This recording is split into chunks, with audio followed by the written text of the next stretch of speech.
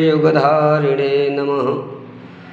वन्दे देवौमापतिं सुरगुरुं वन्दे जगत्कारणं वन्दे पन्नगभूषणं मृगधरं वन्दे पशूनां पतिं वन्दे शूरशशाङ्कवह्निनयनं वन्दे मुकुन्दं वन्दे भक्तजनाश्रयं च वरदं वन्दे शिवं शङ्करं।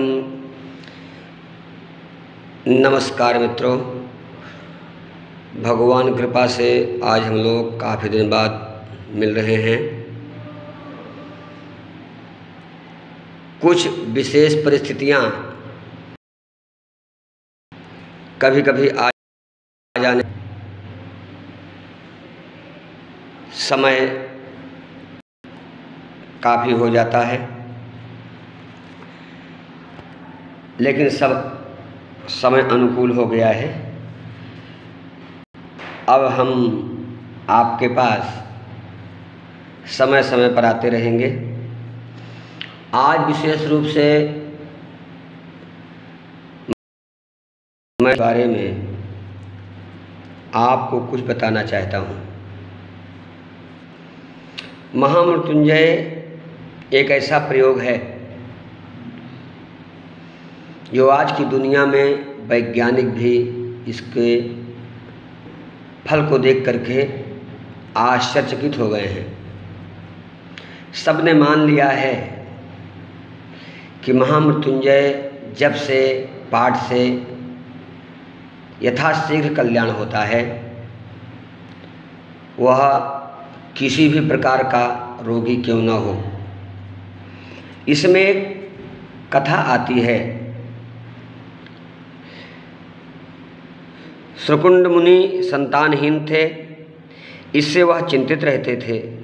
मुनि और उनकी पत्नी दोनों ने भगवान शिव की साधना की। भगवान भूत भावन प्रसन्न हुए और पुत्र प्राप्ति के लिए वरदान देने के साथ एक शर्त भी रखी कि आपको पुत्र तो होगा, तेजस्वी होगा, ज्ञानी होगा, चरित्रवान होगा, लेकिन उसका उम्र सिर्फ 16 वर्ष रहेगी। अर्थात 16 वर्ष के बाद वह संसार से चला जाएगा। और अगर अज्ञानी और चरित्रहीन पुत्र चाहते हो तो वह पूर्ण आयु को प्राप्त होगा। मुनि ने गुण संपन्न पुत्र की प्राथमिकता दी। भगवान शिव वरदान दिए और मुनि को एक सुंदर सा पुत्र पैदा हुआ।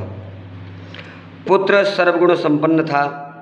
धीरे धीरे उसकी शिक्षा चलती रही।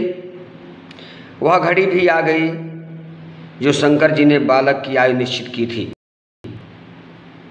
मित्रों, मुनि अब सदा चिंतित रहने लगे। पुत्र ने कारण पूछा। मुनि ने उनको पूर्ण जानकारी दी और पुत्र को साधना करने के लिए कहा। पुत्र ने कहा, पिताजी आप निश्चिंत रहें, मैं भगवान महामृत्युंजय आशुतोष को प्रसन्न करूंगा और अपने पूर्ण आयु प्राप्त करूंगा। माता पिता की सहमति से मार्कंडेय जी विधिपूर्वक साधना करने लगे। शिवलिंग की पूजा के बाद वह श्रद्धा से महामृत्युंजय स्तोत्र पाठ करते। भगवान शिव प्रसन्न हुए। 16 वर्ष का अंतिम समय आ गया जो भगवान शिव ने मुनि को कहा था। काल फांस लेकर के आ गया। मार्कंडेय ने कहा कि भूत भावन मैं स्तोत्र पूरा कर लूं तब चलूँगा। काल ने गर्व से कहा, ऐसी आज्ञा नहीं है, हम आपका प्राण अभिहरण करेंगे। उद्यत हुआ। इतना ही नहीं, भगवान भूत भावन के मंदिर में मार्कंडेय महाराज पाठ कर रहे थे। उसी समय वह काल फांस लेकर के उन पे गले पर डालने चाहा। मार्कंडेय भगवान भूत भावन शिवलिंग पर लपट गए और अपना पाठ प्रारंभ रखे। उन्होंने बंद नहीं किया। काल जैसे ही उनके गले पर रस्सी को डाल करके खींचा, भूत भावन भगवान लिंग से प्रकट हो गए और काल पर प्रहार किया। कहा, मूर्ख, जब कोई मेरी साधना में बाधा करता है वह मेरा शत्रु है। काल ने हाथ जोड़ा, महाराज आपकी ही आज्ञा तो है। भूत भावन ने कहा, अब यह मेरी अवशेष आयु मेरी जिएगा, अर्थात अगर इसका अभी एक क्षण भी विलंब है या आयु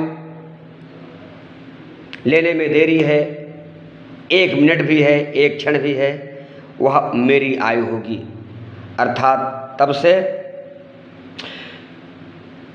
भगवान भूत भावन की आज्ञा से वह अमर हो गए। मार्कंडेय महाराज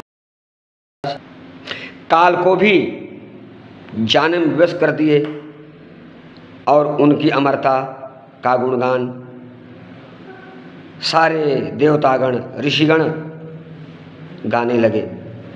पद्म पुराण के इस एक महात्म्य में वर्णन आता है कि वशिष्ठ जी ने कहा कि मार्कंडेय रचित महामृत्युंजय स्तोत्र का पाठ जो श्रद्धा विश्वास के साथ करता है वह निश्चित ही मृत्यु से निर्भय हो जाता है।